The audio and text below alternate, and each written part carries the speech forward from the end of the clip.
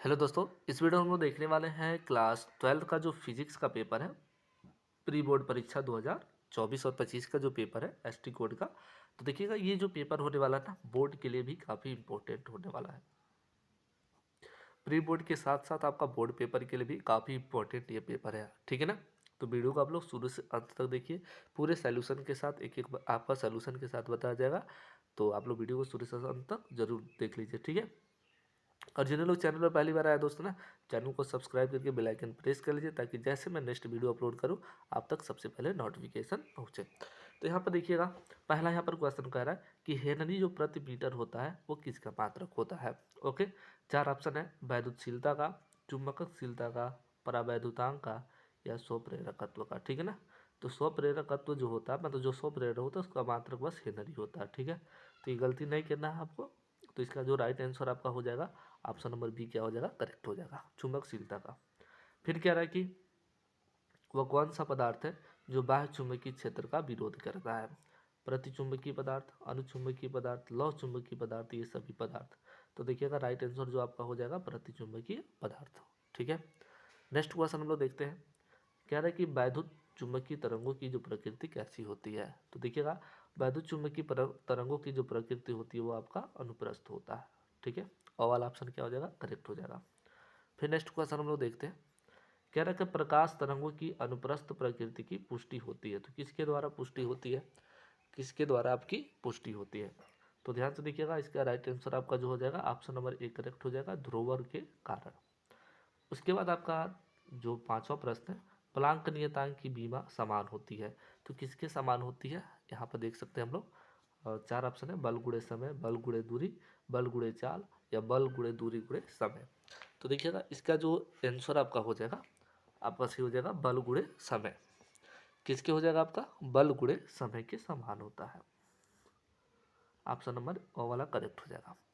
Next question आपका है, निम्नलिखित में से कौन सा मूल कण नहीं है। तो देखिएगा, पॉजिट्रॉन, इलेक्ट्रॉन और जो न्यूट्रॉन होता है आपके मूल कण होते हैं। जो अल्फा कण होता है मूल कण आपके नहीं होते हैं, ठीक है। उसके बाद यहाँ पर देख सकते हैं आप लोग, पी एन सन डायोड में अवक्षय परत से क्या तात्पर्य है। इन सब का आपको आंसर देना है। तो आंसर कैसे देंगे उसको हम लोग क्या करते हैं, देखते हैं। तो देखिएगा, पूरे सोल्यूशन के साथ बताया जाएगा आपको। ओके, तो परेशान होने की आवश्यकता नहीं है। तो हम लोग देखते हैं इसका आंसर क्या होगा। तो ध्यान से देख लीजिएगा आप लोग।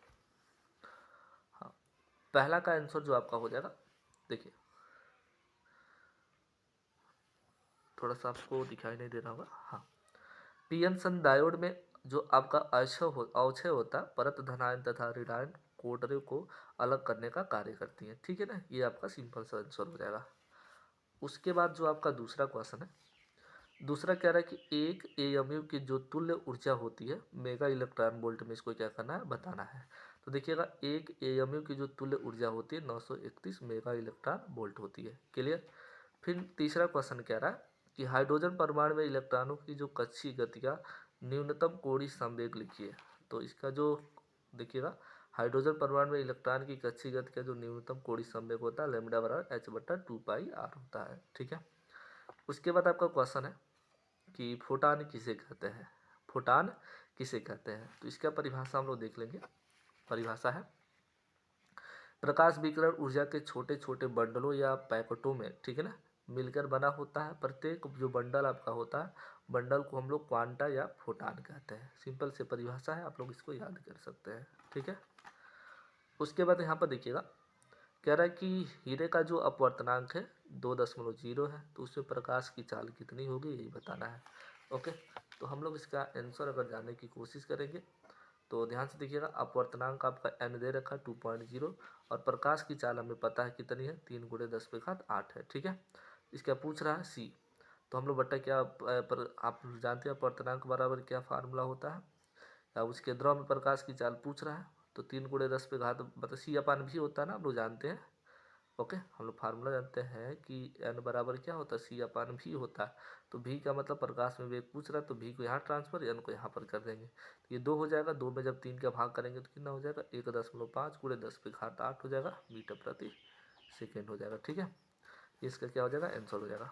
ओके, फिर नेक्स्ट क्वेश्चन आपका है, यहाँ पर देख सकते हैं। कह रहा है कि एक प्रकाश किरण जो निर्वात से u अपवर्तनांक वाले माध्यम से गुजरती है, यदि आपतन कोण अपवर्तन तो कोण का दुगुना हो तो आपतन कोण का मान कितना होगा, इसको क्या करना है, बताना है। तो देखिएगा यहाँ पर आपको पूरे सॉल्यूशन के साथ बताया जा रहा है।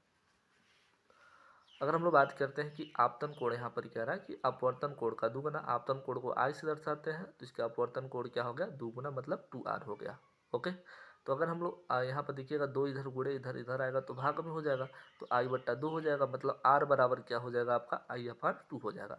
तो स्नेल का नियम हम लोग जानते हैं, स्नेल का नियम कौन सा नियम आपका, स्नेल का जो नियम होता है एन बराबर क्या होता है, साइन आई बट्टा क्या होता है, साइन आर होता है, ठीक है ना।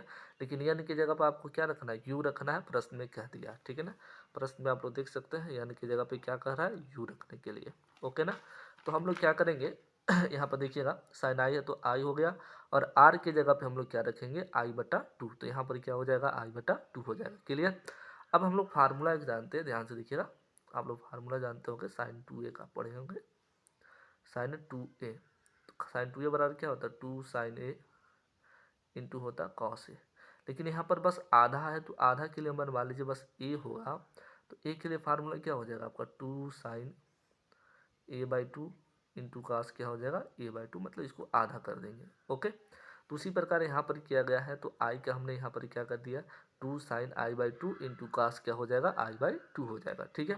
और नीचे आपका साइन I/2 है तो नीचे आपका हो गया साइन I/2, साइन I/2 से साइन I/2 क्या होगा आपका, कट जाएगा, तो यहाँ पर बच जाएगा आपका, ध्यान से देखिएगा, म्यू, या म्यू आपका है, या यू नहीं है, म्यू है। ओके, तो म्यू हो जाएगा आपका म्यू बराबर बस बचेगा 2 cos I/2, ठीक है।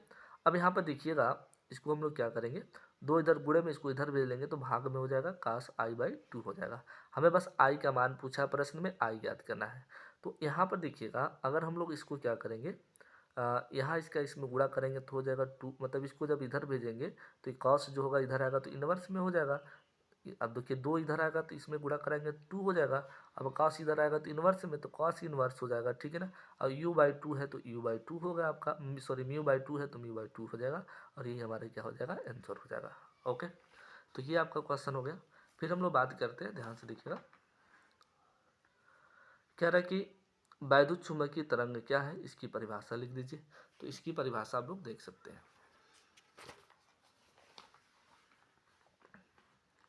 वैद्युत चुंबकीय तरंग की परिभाषा जो होगा, विद्युत चुंबकीय तरंगों का विद्युत क्षेत्र तथा चुंबकीय क्षेत्र एक दूसरे के क्या होते हैं, मतलब चुंबकीय विद्युत क्षेत्र तथा चुंबकीय क्षेत्र एक दूसरे के जब लंबवत होते हैं, उसी को हम लोग क्या कहते हैं, वैद्युत चुंबकीय तरंग कहते हैं। निर्वात में वैद्युत चुंबकीय क्षेत्र का जो मान होता है 3 × 10⁸ मीटर प्रति सेकेंड होता है। बस इतना ही क्या करना, आपको बता देना है। क्लियर। उसके बाद यहाँ पर देखिएगा दूसरा जो प्रश्न आपका है, कह रहे कि ट्रांसफार्मर का सिद्धांत क्या है, क्या है, ट्रांसफार्मर का सिद्धांत क्या है, इसको बताना है। ओके, तो बस सिद्धांत आपको बता देना और कुछ नहीं करना है। तो ट्रांसफार्मर जो होता है अन्योन्य प्रेरण के सिद्धांत पर कार्य करने वाला एक ऐसी युक्ति है जो उच्च विभव वाले चुंबकीय क्षेत्र को निम्न विभव में, उच्च विभव को निम्न चुंबकीय क्षेत्र में बदलने का प्रयास करता है, ठीक है ना, ये ट्रांसफार्मर होता है। ओके, फिर नेक्स्ट क्वेश्चन यहाँ पर क्या रहा है कि अन्योन्य प्रेरण पर क्रोड के पदार्थ का क्या प्रभाव पड़ता है, तो इसको हम लोग देख लेते हैं।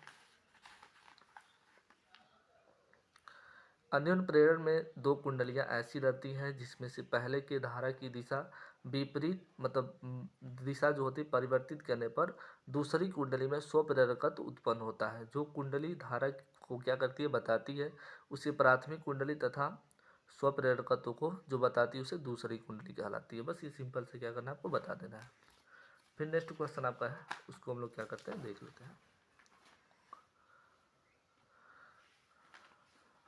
यहाँ पे देख सकते हैं घ वाला क्वेश्चन क्या है, रेखीय आवेश घनत्व से क्या तात्पर्य है, इसको आपका क्या करना है, आंसर जवाब देना है। तो रेखीय आवेश घनत्व का परिभाषा होता है किसी कुंडली में आवेश तथा उसे अनुप्रस्थ परिच्छेद क्षेत्र के अनुपात को क्या कहते हैं। तो इसको थोड़ा सा एक बार देख लीजिएगा आप लोग अपनी भाषा से, लैम्डा बराबर Q/A होता है, ये तो चीज़ें फिक्स है। ओके, चलिए कोई दिक्कत नहीं। फिर यहाँ पर देख सकते हैं आप लोग चौथा क्वेश्चन, उसको आप लोग खुद से कर सकते हैं। बाह्य चुंबकीय क्षेत्र में स्थित चुंबकीय द्विध्रुव की स्थिति ऊर्जा का व्यंजक क्या करना है, प्राप्त करना है। तो ये व्यंजक प्राप्त कुछ इस प्रकार से हम लोग करते हैं, देख सकते हैं। हाँ, ध्यान से देखिए, ये आपका एक त्रिभुज है। अगर मान लेते हैं इसकी समबाहु त्रिभुज सबकी स्थिति क्या है, आपकी बराबर है। ओके, तो ये हम लोग सबसे पहले कर्ण से निकाल लेंगे। यहाँ पर ये देख सकते हैं आप लोग। उसके बाद हम लोग जानते हैं समकोण त्रिभुज का जो क्षेत्रफल होता है 1/2 गुणे आधार गुणे क्या होता है, ऊंचाई या लंब, इसी को कहते हैं। ओके, तो 1/2 आधार का मान आप लोग देख सकते हैं कितना दे रखा। जब इसको डिवाइड करेंगे तो a/2 और a/2 में क्या होगा, डिवाइड हो जाएगा तो a/2। और इसका जो ऊंचाई होगी, इसकी ऊंचाई जब निकालेंगे तो ऊंचाई कितनी निकली आपकी, कड़ी में 3/2 निकला है। तो यहाँ से देखिएगा 2 आपका गुणा कर लेंगे तो ये कितना हो जाएगा आपका, 2 दूनी 4, 4 दूनी आपका हो जाएगा 8, कड़ी में कितना हो जाएगा 3a हो जाएगा। ओके, ए में ए का जब गुणा उसकार होगा तो यहाँ पर ए बाहर निकल जाएगा कड़ी से। ठीक है, ए स्क्वायर यहाँ पर नहीं लिखा है, लिख देते हैं। ओके, तो स्थितिज ऊर्जा यही आपका हो जाएगा, कड़ी में 3/8 ए स्क्वायर हो जाएगा, या इसी को हम लोग कहते हैं 1/2 CV स्क्वायर। तो कुछ इस टाइप से इन्होंने लगाया है। तो चलिए, कोई दिक्कत नहीं है। और नेक्स्ट क्वेश्चन आप लोग देख सकते हैं कि स्वप्रेरक गुणांक अन्योन्य प्रेरक गुणांक की आपकी परिभाषा देता है, और इसका एक सवाल है। तो ये सवाल आपको अलग से मैं क्या करूँगा, बता दूंगा। अभी फिलहाल मैं बता नहीं रहा हूँ। ठीक है, तो क्वेश्चन आप लोग को आ रहा होगा तो इसको खुद से आप लोग लगा लेंगे।